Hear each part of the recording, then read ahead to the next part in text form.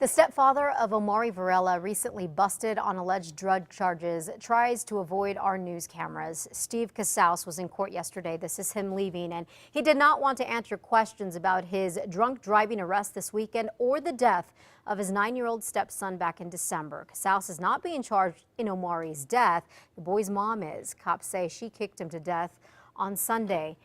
On Sunday, I should say, that Casaus was pulled over for DWI. Police say they found cocaine, a lot of pot, and what they think is black tar heroin on him. Here is what Casaus told the judge in court.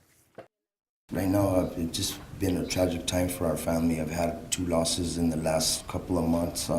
Lost my grandfather and my son, and it's just been really tragic. Cynthia Varela Casaus, Omari's mother, is still in jail. The DA's office is still investigating the 9-year-old's death. Here is an update to a story that we first told you about yesterday morning. An Albuquerque man arrested after a SWAT standoff is accused of holding his injured wife hostage for days. Officers were called to a home on San Pablo Southeast yesterday. They say the suspect's wife had escaped to get help from a neighbor. The suspect has been identified as Luis Mensa. The wife told police that he beat and stabbed her and then held her against her will. Officers say Mensa does have a history of domestic violence. The standoff lasted for about 4 hours. Mensa surrendered peacefully. Expect to see extra cops patrolling around Inez Elementary School this morning. The school is taking precautions after a student claimed someone tried to kidnap him on his way to school yesterday. Officials say a 4th grader at the school in northeast Albuquerque says a stranger came up to him on Pennsylvania near Constitution just before 9 a.m. The man apparently told him his mom was in the hospital and that the boy should come home with him.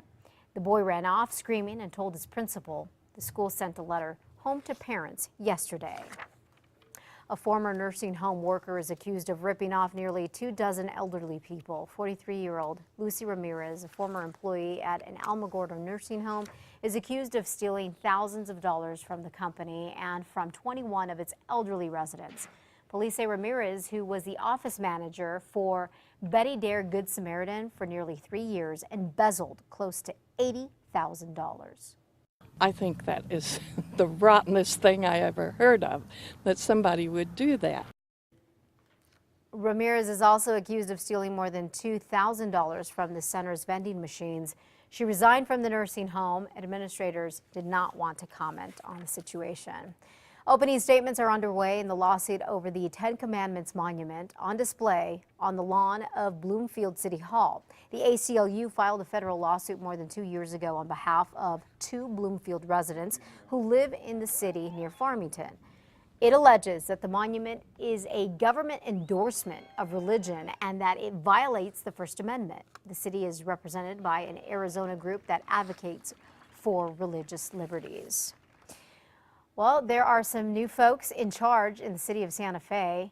Javier Gonzalez was voted mayor of the capital city in last Tuesday's election. He was sworn in yesterday, along with 4 city councilors. Gonzalez and the acting city manager will soon decide on a replacement for Police Chief Ray Real, who last week announced his retirement.